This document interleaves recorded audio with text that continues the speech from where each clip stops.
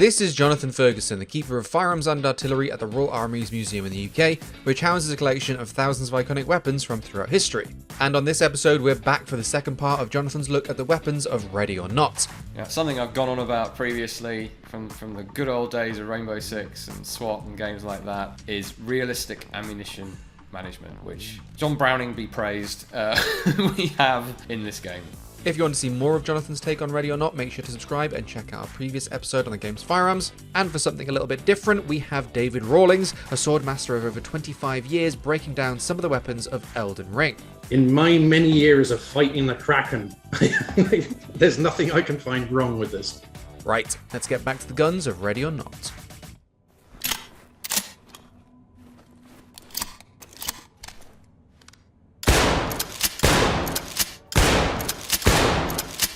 Okay, I just want to say that I very much enjoy the reloading, the brass check or press check animations that are included, kind of pointlessly, but I mean that in a good way. So, you know, in a game more so even than real life, you know absolutely for sure when your gun is loaded, but it still affords you the ability to check for cool points, and it's a nod toward the real world where double checking that you definitely have chambered around is something that is done.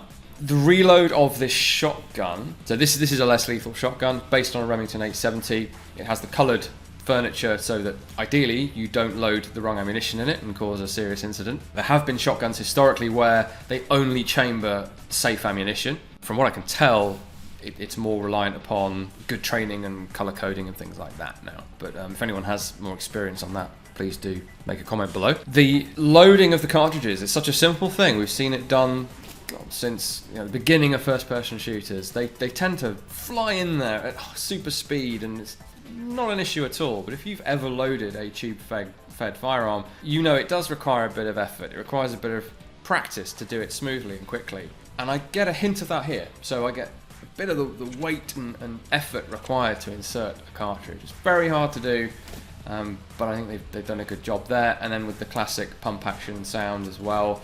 This one's a less lethal one, but they seem to have nailed the pump action quite nicely. Restrained Suspect targets. is visible. Drop your weapon! Drop it your now! weapon. Shoot him! Drop it now! Okay, I won't do anything else. Right, so a good demonstration there of the theory of less than lethal weapons in the context of beanbag shotguns or perhaps baton rounds. So you are shooting someone with a 12 gauge pump action shotgun, but the ammunition is the thing that's different, of course. And it's essentially it's a sort of remote truncheon, really. It's about causing pain, discomfort, confusion, and making people rethink their life choices when they are otherwise potentially going to shoot at you. And we saw it actually work quite well there. I'm sure that's not always the case. The character took a couple of rounds and decided, yeah, maybe I'll put my gun down and surrender.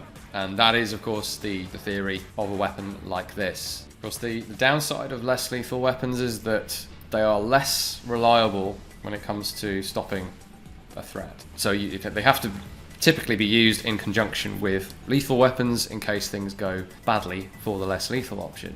Chap there took a beanbag round, I think it's meant to be, in the side of the head. Not a good idea. You don't want to be shooting people in the head with anything if you can possibly avoid it, because of course the risk of head injury is, even with a less lethal weapon, is much increased. And although it's interesting that did appear to actually knock him out momentarily. Incidentally, I don't know if the white kind of powder effect that shows you your point of impact with this, as I've no experience with beanbag shotguns, I don't know if that's realistic or not. If anyone knows, let me know down below.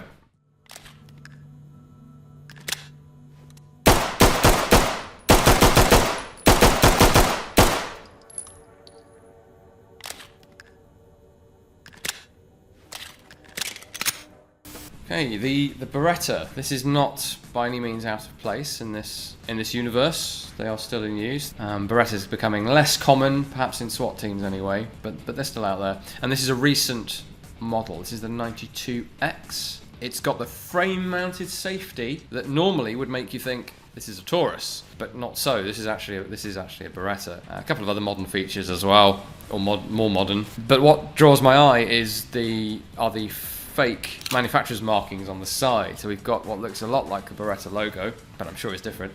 And then the name Padania Now, I did actually have to look this up. Padania is a separatist movement in northern Italy. Beretta is from northern Italy, and we have some 16th century firearms from that same region, so there's a very strong and long tradition of firearms manufacture in that area. But yeah, rather than putting Brescia on the side, they've put Padania, which is interesting and hopefully doesn't cause some sort of political backlash. We've got a lot of detail on here, as is the case for all of these. Good magazine modelling. In the couple of years we've been doing this series, I've finally honed sense for when people bother to model magazines correctly. We've come a long way from just a collection of polygons with nothing in the top to a fake round in the top, but it's not positioned realistically, to something that actually looks like what you would insert into the grip of or in this case, into the grip of a pistol. Double stack rounds in there, cut out for the mag catch, some scratches and texturing on there to make it look like it might actually be a real thing. For years, magazines have been neglected, so it's nice to see a good effort there. Drop the gun. Something I'm seeing on all the guns so far is a really nice heat haze effect around the muzzle. It's really nice, but it's not something I've ever been aware of shooting a gun. I think you'd have to get the gun pretty hot to be and I know this is the case, it can happen, but you would have to fire a lot of rounds in the right sort of atmospheric conditions to be able to see the heat haze around the barrel. It's the same effect, of course, as driving on a hot road. You see the heat haze above the hot tarmac.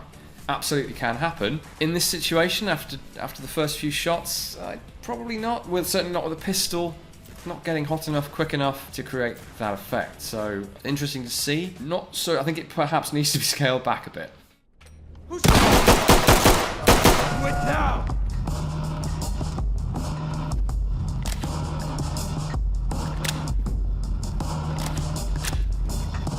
Yeah, something I've gone on about previously from the good old days of Rainbow Six and SWAT and games like that, Ghost Recon, is realistic ammunition management, which John Browning be praised, we have in this game. So if you fire a couple of rounds, you take the magazine out, put it imaginarily somewhere on your kit. When you then come back to, you have the rounds that you have, and if you put that magazine back in the weapon, you have that many rounds still in the magazine. They're not automatically leveled out and topped up. I really like it when games do realistic ammunition management, and in this situation, it adds a real hell of a lot to the gameplay as well. If you can just do the COD reflex reload after 2 rounds every time, admittedly that gets you killed. If you know you can do that, you can always prepare for a situation. If you have to remember that you've got less than half a mag for your pistol and you're on your last couple of shots in your rifle, it makes you think, it ratchets up the tension, it makes the game so much more fun.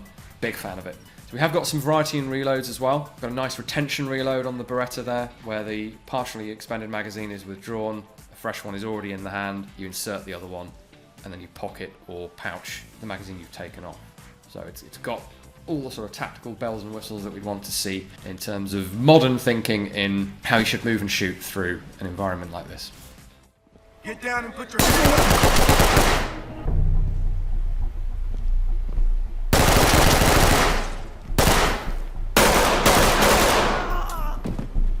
Right, G36. I've grabbed one of our many G36s. So this is a G36C, as depicted in Ready or Not, pretty much, with a couple of differences. These are modular firearms, so there are differences. So the trigger group, this one's semi-automatic only.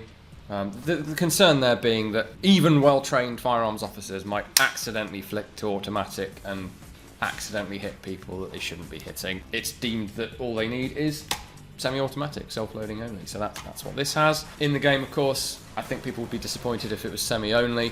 Being based on US special weapons and tactics teams, by default they tend to have select fire available to them. It's also accessorized like the one in the game. Now the glaring difference here is this still has its traditional G36 Picatinny rail carry handle / optical sight rail. The version in the game is a configuration I have seen, but that we haven't got, where it just has a front sight block and effectively a rear sight block with Picatinny on, and the whole top of the weapon is left open.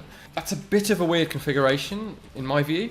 it seems a bit bizarre. It doesn't reduce the footprint of the weapon, as it were. All it does is open up the cocking handle to potentially getting struck by something. Unlikely, but nonetheless. Because this is the cocking handle, by the way, or charging handle. You lock it into place there. Accessible from both sides, a good feature of the G36. And it also means that you don't have the real estate across the top of the weapon for placement of the optic. So you would have to be happy with something like a micro red dot quite up close back here. May not be an issue. There may be guys out there running those versions, but I'm not really clear on why you'd bother. And the vast majority that you see in actual use do still have that carry handle in place.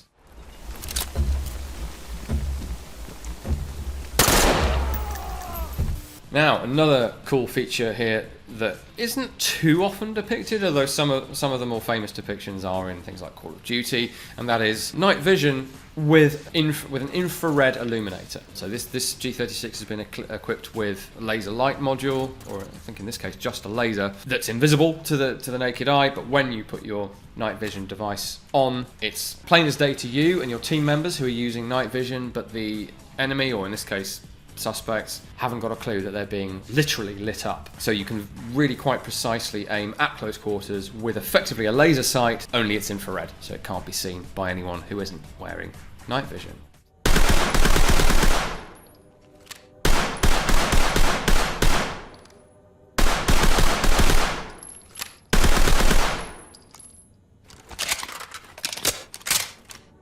Right, well I didn't mention it with the MP5, which is an egregious oversight, but with the MP5 we don't get the infamous HK slap. The game is sort of differentiating itself by not doing that, which is completely fine. You lose major cool points, of course, but simply knocking the cocking handle out of the slot and letting it fly forward is completely legitimate, and that's how this game handles the MP5. Now, where a lot of games perhaps not get it wrong, but depicted in the wrong order, I suppose, is with the UMP, which is what I'm watching at the moment, where you can manually lock the bolt open like an MP5, and you can slap it out of the slot if you wish, but the way you're supposed to reload it is with the AR-15 style ping pong paddle, as they sometimes call it, on the left side of the gun. And ready or not, has you use that. It doesn't have you manually lock it open, change the mags, and slap the handle down, which you can do, but this gun is set up to meet the market demand for AR-15 style ergonomics. Otherwise, it's a UMP. The UMP rarely appears in its 9mm form because what's the point? You may as well have the 45 to give you a sort of stopping power difference. And of course that gives you proportionately more recoil than something like an MP5, which is true, it does in real life. I often have a problem with video game guns that are polymer bodied, not looking like plastic. This definitely does look like plastic. It's maybe a bit too shiny. It looks like it's plastic that's been handled a lot. And polymer guns do get a lot of handling in certain areas, and certain types of polymer do turn shiny. Not so much your glass reinforced nylon type Glock style polymer that the UMP is made out of. They tend to just get scuffed and worn looking with scratches and dings and chewed up bits. They don't tend to go shiny like this. But this is extremely nitpicky.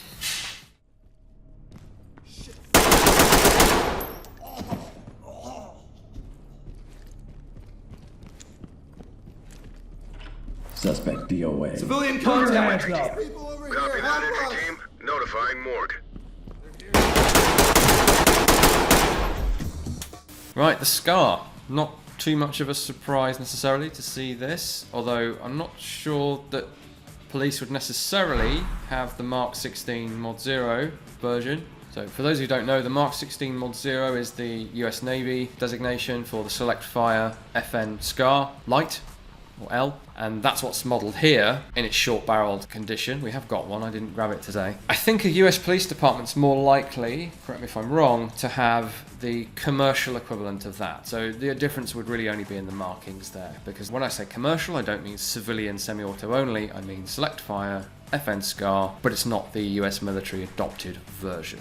The way this is modelled and the way the player character holds it is a good illustration of why some people are not fans of reciprocating cocking handles. So the charging handle, cocking handle on the left side, flying back and forth at quite a rate of speed. If you happen to pop your thumb up in front of that, at the very least you're going to stop the weapon from cycling, and it might also smart as well. So for that reason, FN, or FN USA anyway, have introduced a non-reciprocating charging handle version, although I don't know if that's offered to military and law enforcement. Plenty of other users don't seem to have a problem with it, and this chap is keeping his knuckles well out of the way. Unarmed, contact.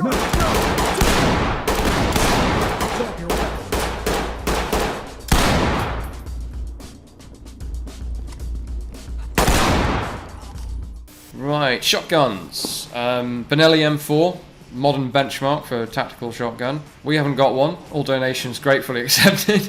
Yeah, it makes perfect sense it would be in this game. It's semi-automatic, 12 gauge, gives you flexibility, very powerful up close, and as the game correctly depicts, can reach out to, well, maybe 50 yards, something like that, with buckshot or a slug, and still have a considerable effect. This is not your Doom 2 super shotgun. The reload is a very modern, competition-inspired, over-the-shoulder, flip the gun over and load in that fashion. I don't think they're doing any sort of quad loads or anything, John Wick style, but that's the first time I've seen that style of reload in a video game. Police, get down! If you'd like to check out the Royal Armouries YouTube channel alongside this one, please do. We also have various of our own social media outlets and 3 rather nice museums that you can come and visit. And as ever, if you'd be kind enough to donate to us, we don't require it by any means, but there is a link in the description. Thanks again, guys.